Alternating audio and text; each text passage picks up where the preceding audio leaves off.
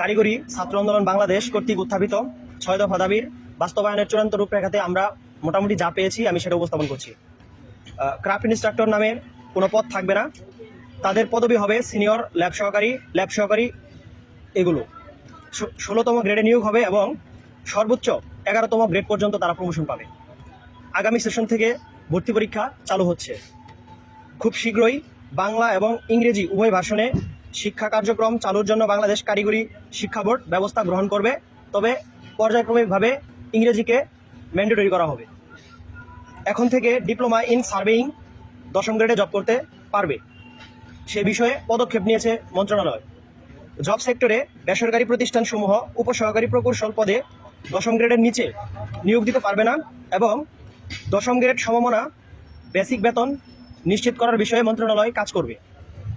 কারিগরি শিক্ষা সংস্কার কমিশন করার প্রস্তাব দিয়ে কারিগরি ও মাদ্রাসা শিক্ষা বিভাগ মন্ত্রিপরিষদ বিভাগকে অবগত করেছে এবং এই বিষয়ে সর্বোচ্চ পরিমাণ কাজ করবে। কারিগরি বিশ্ববিদ্যালয় প্রতিষ্ঠার জন্য প্রয়োজনীয় উদ্যোগ গ্রহণে কারিগরি ও মাদ্রাসা শিক্ষা বিভাগ ও উচ্চ শিক্ষা বিভাগকে প্রস্তাবনা প্রদান করা হয়েছে। নওগাঁ ও নড়াইল ইঞ্জিনিয়ারিং কলেজ 2026 এবং 27 সেশন থেকে অর্থাৎ শিক্ষাবর্ষ থেকে চালু হচ্ছে এবং ঠাকুরগাঁও খাগড়াছড়ি ইঞ্জিনিয়ারিং কলেজ 2027 এবং 28 সেশন থেকে বা শিক্ষাবর্ষ থেকে শিক্ষার্থীদের ভর্তির প্রয়োজনীয় ব্যবস্থা গ্রহণ করার জন্য কারিগরি ও মাদ্রাসা শিক্ষা বিভাগ থেকে মহাপরিচালক কারিগরি শিক্ষা অধিদপ্তর বরাবর পত্র প্রেরণ করা হয়েছে এবং এই বিষয়ে খুব দ্রুত কাজ এগিয়ে যাচ্ছে। পাশাপাশি আমাদের 4র্থ দফার যে দাবিটি ছিল, সেই দাবিতে স্পষ্টভাবে উল্লেখ করা ছিল যে কারিগরি সেক্টর পরিচালনায় কারিগরি শিক্ষা বহির্ভূত কোনো জনবল থাকতে পারবে না।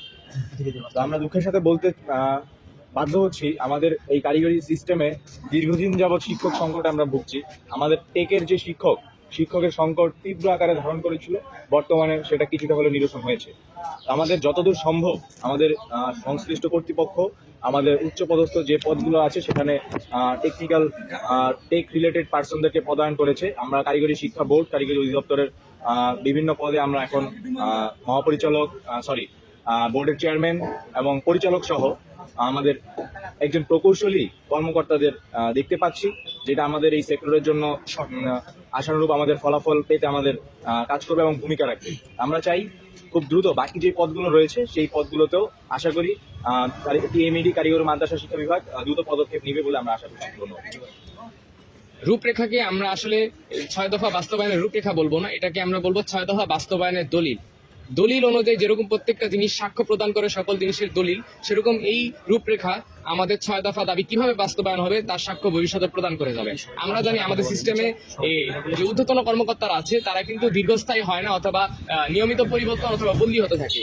এই দলিল প্রত্যেক সমসাময়িক সময় আসা সচিব মহোদয় এবং ডিসি মহোদয়কে নির্দেশনা প্রদান করবে যে কিভাবে 6 দফা বাস্তবায়ন করা হবে, কিভাবে ইঞ্জিনিয়ারিং কলেজগুলো চালা হবে, কিভাবে ভর্তি প্রক্রিয়াটা চলমান থাকবে আমাদের এই সেক্টরের ভিতর, এছাড়া কিভাবে আমাদের কারিকুলামগুলো উন্নয়ন হবে, এই সকল বিষয় আমাদের দাবিগুলো অনিশ্চিত নয়, ইনশাআল্লাহ বাস্তবায়িত হবে। আমি বাংলাদেশের সকল শিক্ষার্থীদের আহ্বান জানাচ্ছি, আপনারা বিগত দিনে আন্দোলন সংগ্রামে আমাদের অধিকার আদায়ে আপনারা আমাদের পাশে ছিলেন, আপনারা ভবিষ্যতেও আমাদের পাশে থাকবেন আমাদের দাবি আদায় করতে। আপনারা যদি আমাদের পাশে থাকেন, ঐক্যবদ্ধ থাকেন, ইনশাআল্লাহ আমাদের সকল বৈষম্য দূর করে আমাদের সকল দাবি আমরা বাস্তবায়ন করতে পারবো ইনশাআল্লাহ। আমরা আপনাদেরকে আবারও আহ্বান জানাচ্ছি, আপনারা সবাই আমাদেরকে সহযোগিতা করবেন এবং আপনারা সহযোগিতা করছেন বিগত দিনে, এই জন্য আপনাদেরকে ধন্যবাদ জানাচ্ছি। ধন্যবাদ সবাইকে। দেশ গড়ার হাতিয়ার 13 এর হাতিয়ার। ধন্যবাদ।